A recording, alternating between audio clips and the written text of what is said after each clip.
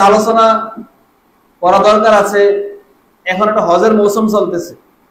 হজ যদিও জিলহজ মাসের ৮, ৯, ১০, ১১, ১২ এই ৫ দিনে হজের কার্যক্রম শেষ হয়ে যায়, তবুও হজের একটা মৌসুম আছে। আমরা ধান রোপণ করি, আমরা আলু রোপণ করি, ভুট্টা রোপণ করি, এটা কাটার একটা মৌসুম আছে। এটা হইতে অনেক সময় লাগে, কিন্তু কাটতে ৩ দিন ৪ দিনে শেষ হয়ে যায়।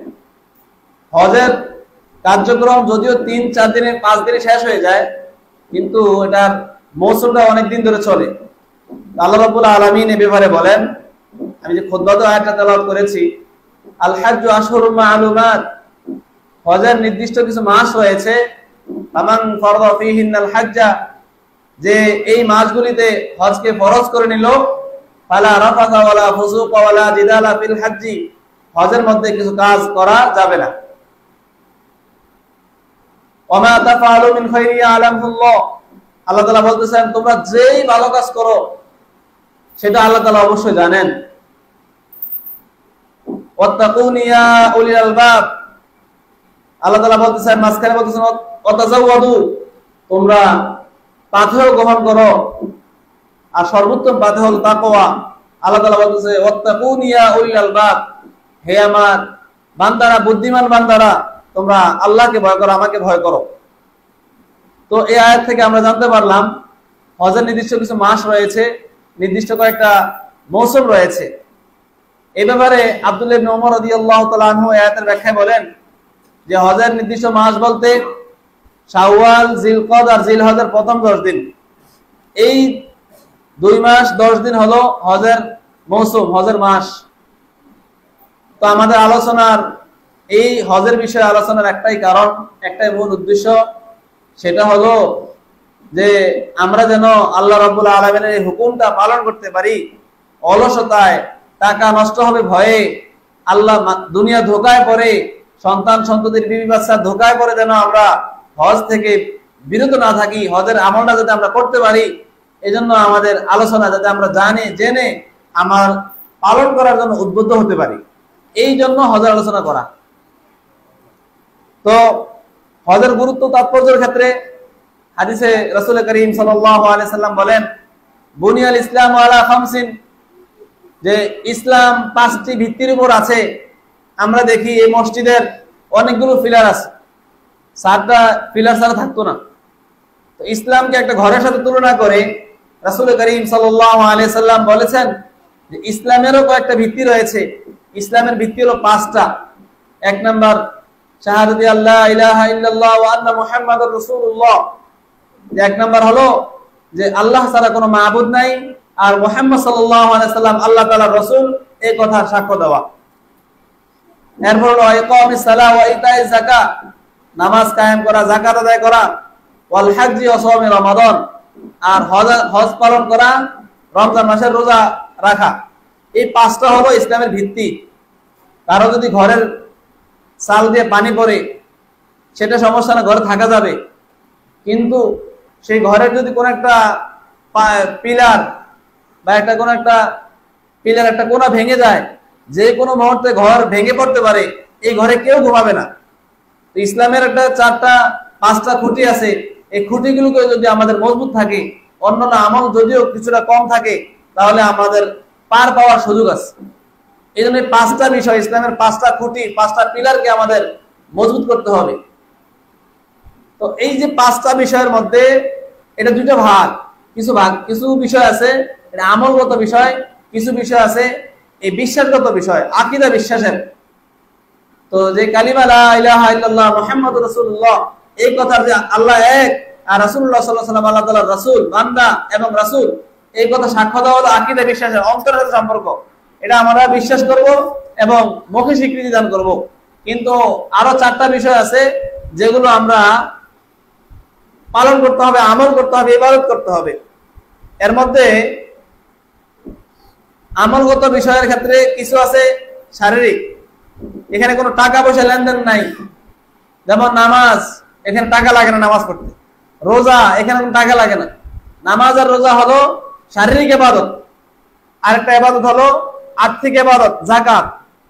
সেই যাকাত দিতে হলে শরীর লাগে না, দেহ লাগে না, টাকা দিলেই, অর্থ দিলেই, সম্পদ দিলেই যাকাত আদায় হয়ে যায়। আরটা হলো দেহ লাগে, টাকা লাগে, সম্পদ লাগে, দুটোটা লাগে, সেটা হলো হজ। হজ আপনি যদি আমাকে টাকা দিয়ে দেন, আপনার হজ আদায় হবে না। টাকাও লাগবে প্লাস আপনার দেহটাও লাগবে, আপনি নিজেও থাকতে হবে, আপনি আবার সেখানে আপনার টাকাও লাগবে।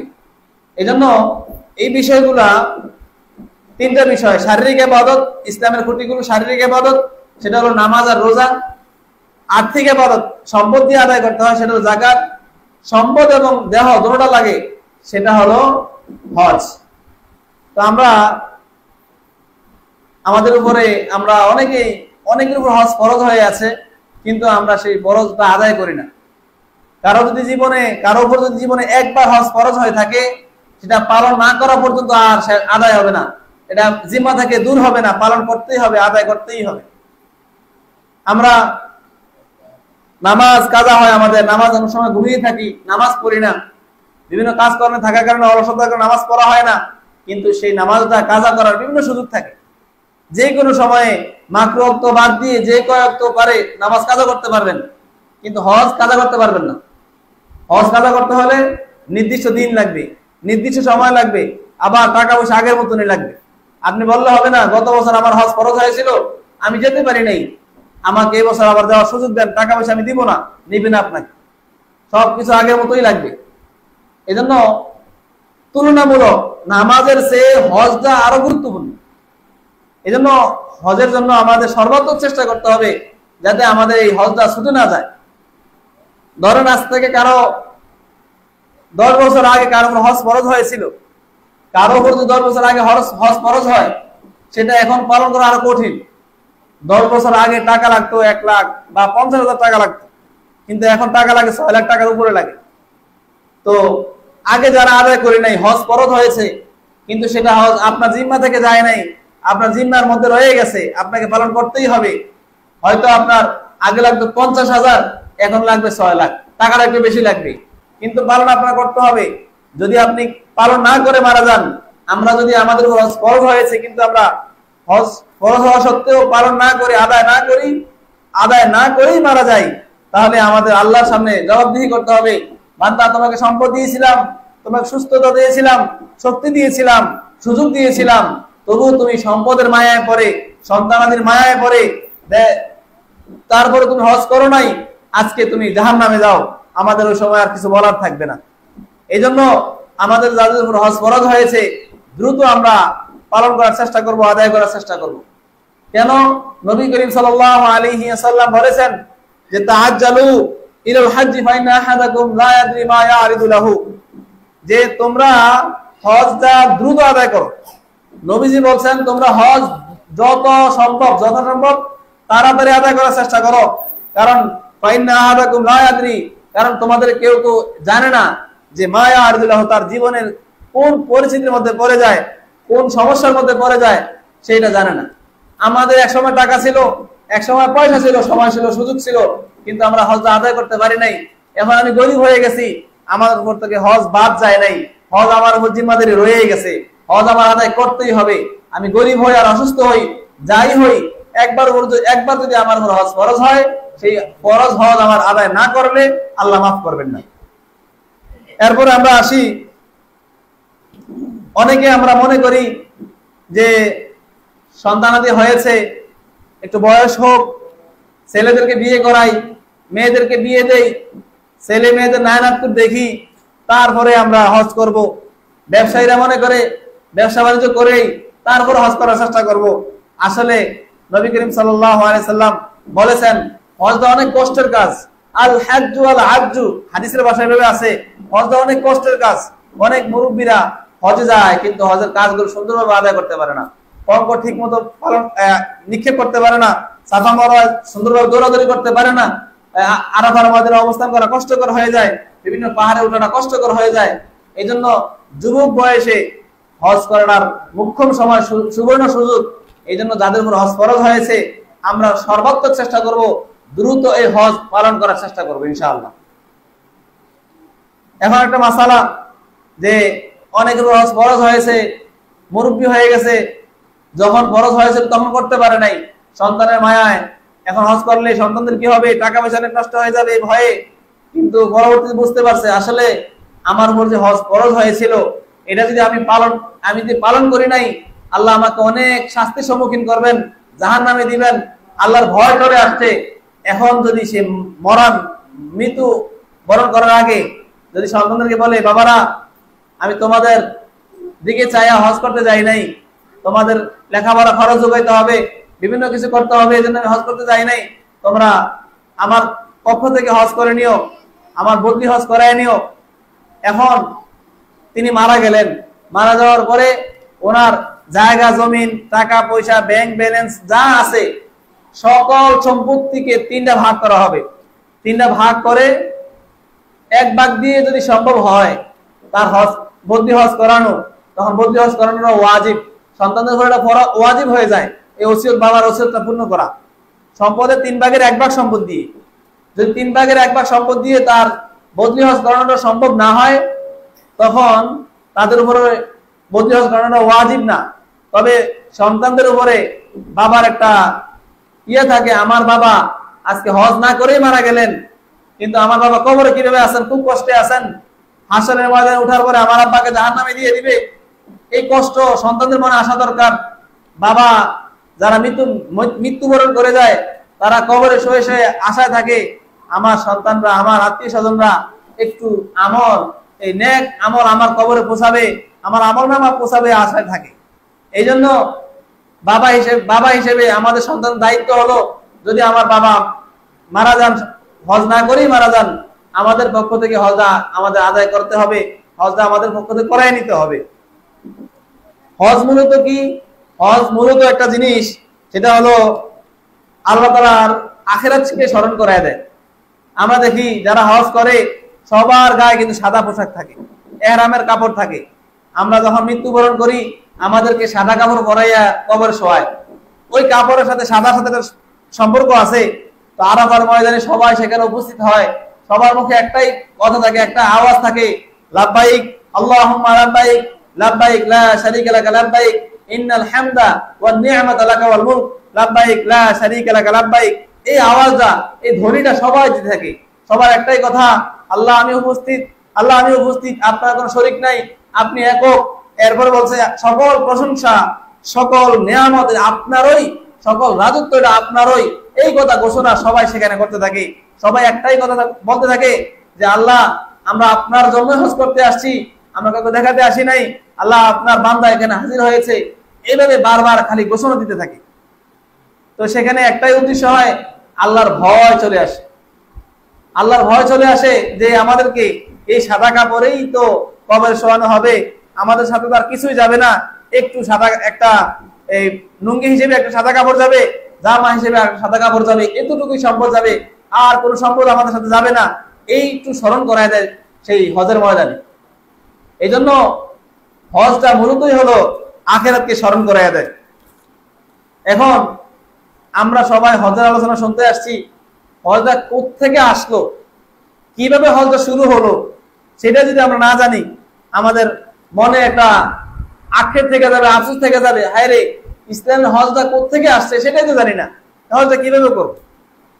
তো হজটা মূলত পৃথিবীর সৃষ্টি লগ্ন থেকে আদম আলাইহিস সালামকে যখন প্রেরণ করা হয়েছে তখন থেকেই হজ শুরু হয়েছে। কাবা ঘর তৈরি করা হয়েছিল, সেখান থেকেই তওয়াফ এবং জিয়ারত শুরু হয়েছে। সেই সময় থেকে নিয়ে এখন পর্যন্ত হজে এই কাবা ঘর তাওয়াফ বন্ধ হয় নাই, জিয়ারত বন্ধ হয় নাই, এখনো বন্ধ হয় নাই, ভবিষ্যতে বন্ধ হবে না, কিয়ামত পর্যন্ত বন্ধ হবে না।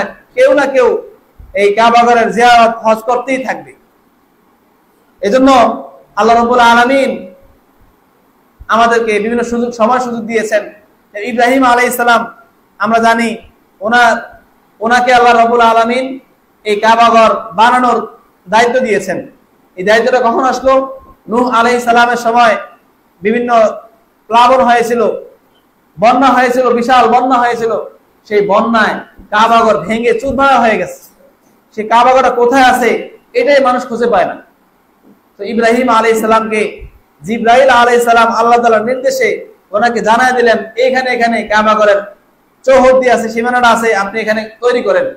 ইব্রাহিম আলাইহিস সালাম তার ছেলে ইসমাইল আলাইহিস সালাম দুজনে এই কাবাঘর নির্মাণ করলেন।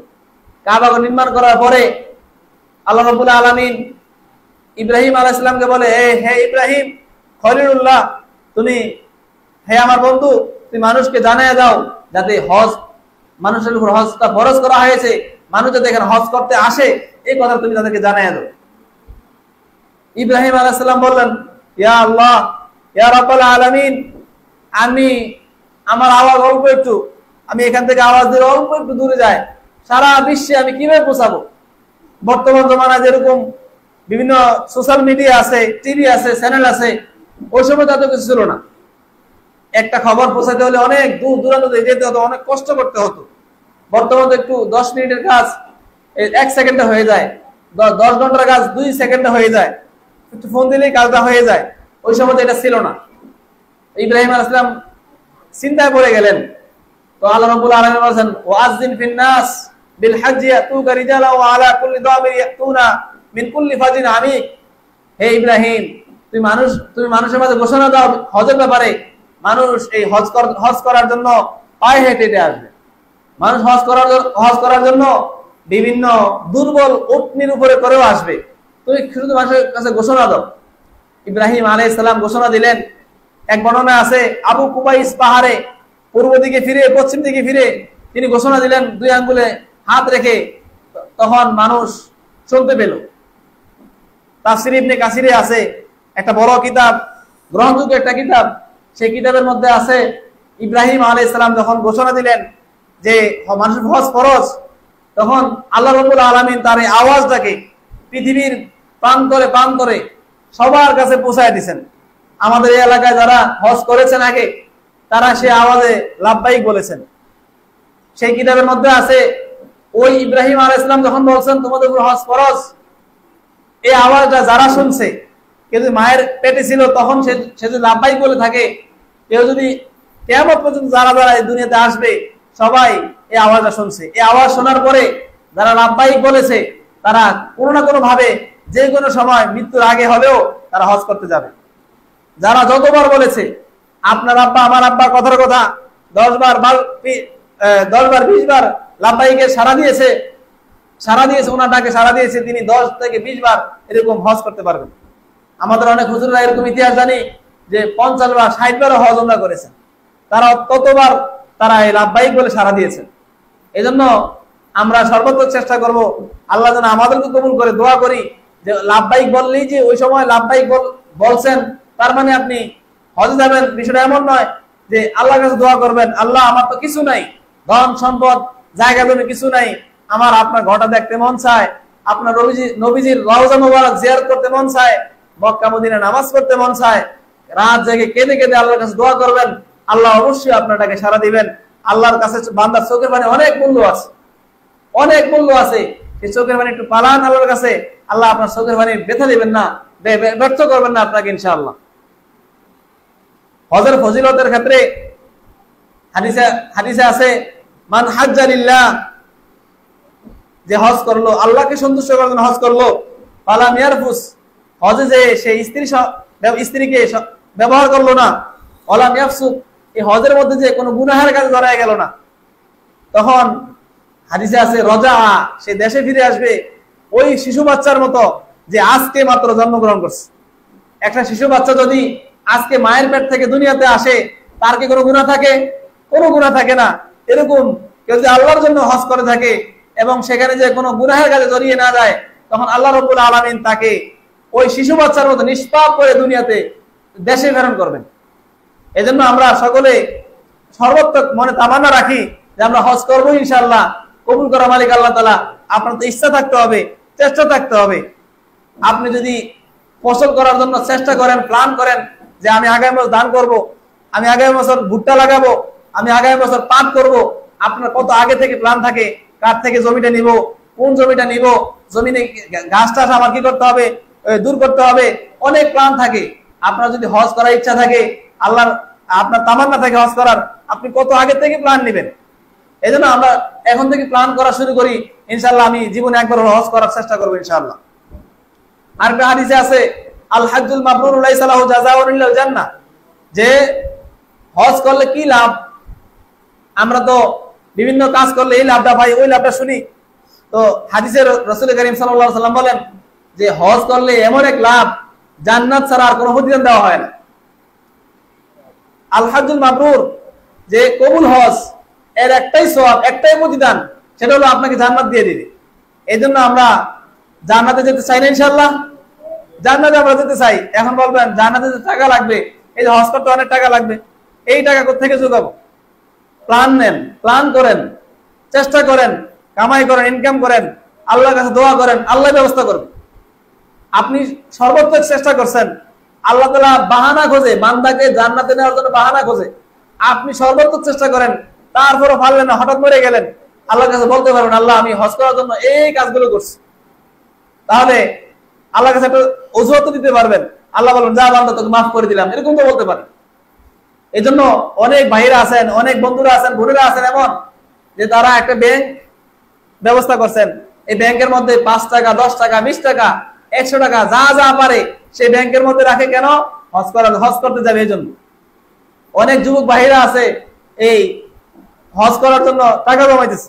তা আপনারা এরকম জমাইতে থাকেন, 10 টাকা জমা, 10 টাকা করে জমান দৈনিক, আল্লাহ এর মধ্যে বরকত দিবে। আল্লাহ কিভাবে কবুল করে নেয় সেটা বলা যায় না। আল্লাহ বাহানা খোঁজে আল্লাহ আপনাকে জান্নাতি বানানোর জন্য। আর আমরা শুধু ঘুমাইয়া থাকি, আমরা দোয়া করি না, আমরা অলসতা খালি করি।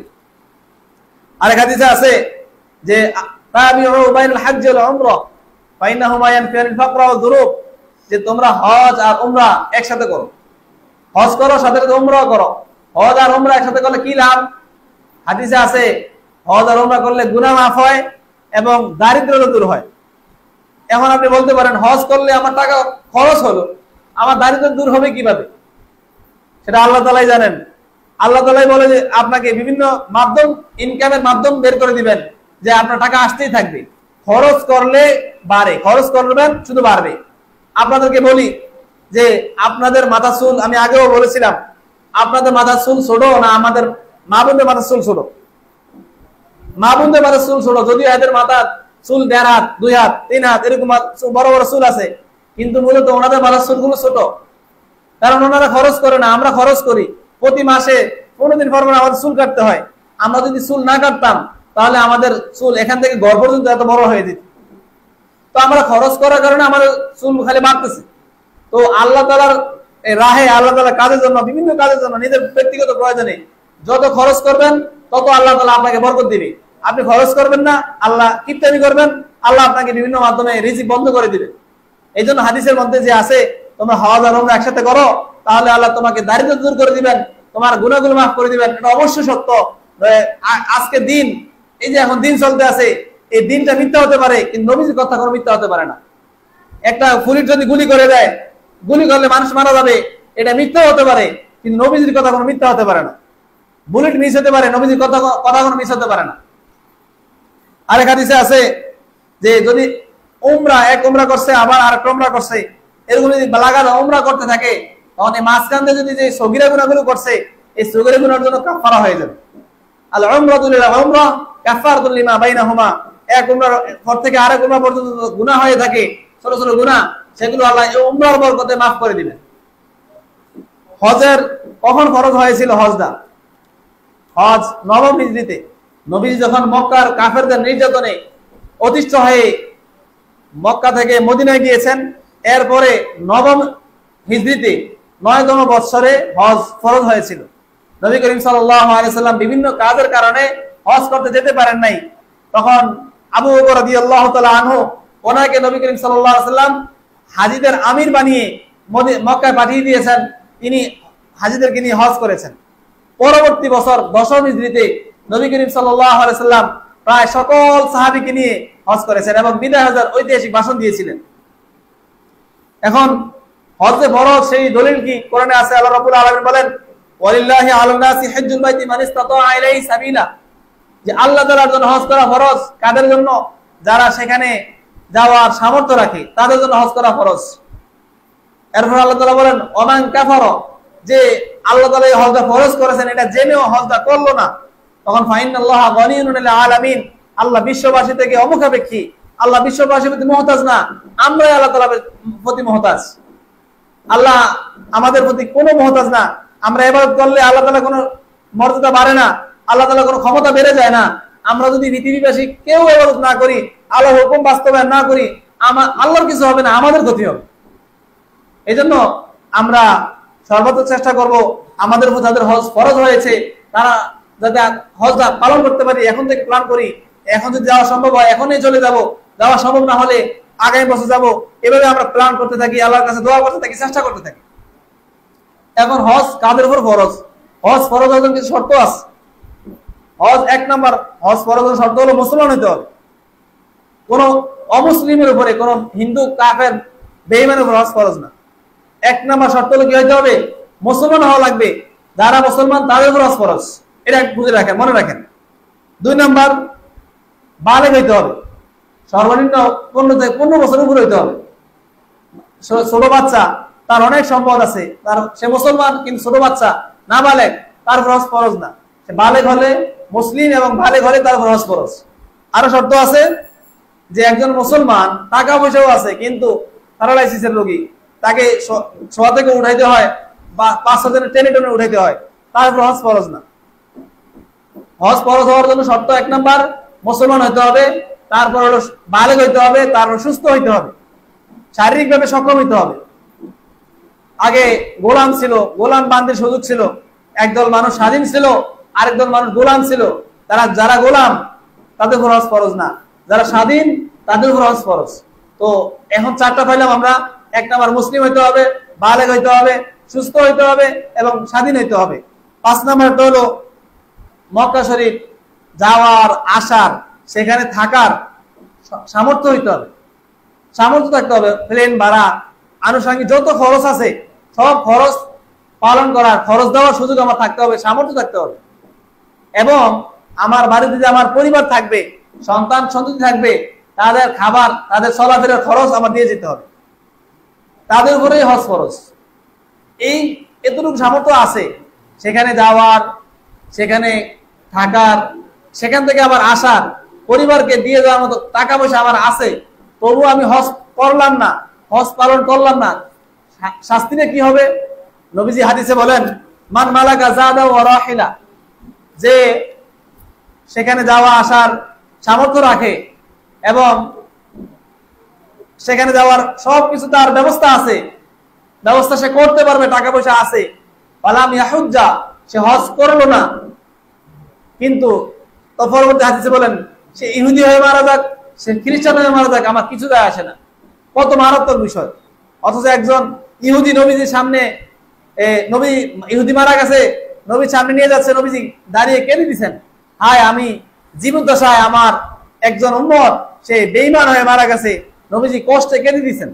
আর সেই নবীজি আরো কঠিন ভাবে বলতেছেন, আরে যে এই সামর্থ্যবান থাকা সত্ত্বেও হজ করলো না, উমরা করলো না, আল্লাহ তাকে ইহুদিও মৃত্যুদান করুক, খ্রিস্টানেও মৃত্যুদান করুক, আমার এটা দেখার বিষয় নয়। কত মারাত্মক বিষয়, কত কষ্টে নবীজি কথাটা বলেছেন। এই জন্য আমরা যারা সামর্থ্যবান আছি হাতে পায়ে ধরি, নবীজিকে কষ্ট দিয়েন না, আপনি জাহান্নামে যায়েন না, আপনি কষ্ট করে হলেও, একটু মনের সাথে মুজাহাদা করে হলেও আপনি হজে চলে যান, উমরা চলে যান, ইনশাআল্লাহ আল্লাহ আপনার টাকাটা বৃথা দিবেন না, আল্লাহ আপনাকে এর বিনিময়ে জান্নাত দান করবেন। এখন আমরা হজে যাই, মক্কা শরীফ জিয়ারত যাই, মদিনা শরীফ যাই, সেখানে গেলে আর কি লাভ? মক্কা শরীফে যে বাইতুল্লাহ আছে কাবা শরীফের পাশে, এখানে যদি 1 রাকাত নামাজ পড়তে পারি তাহলে 1 লক্ষ গুণ নামাজ পড়ার সব আমাদের আমলনামায় দেওয়া হবে। এরপরে মদিনা শরীফে আমরা নামাজ পড়ি, সেখানে নামাজ পড়ার কারণে 50,000 গুণ সব আমাদের আমলনামায় দেওয়া হবে।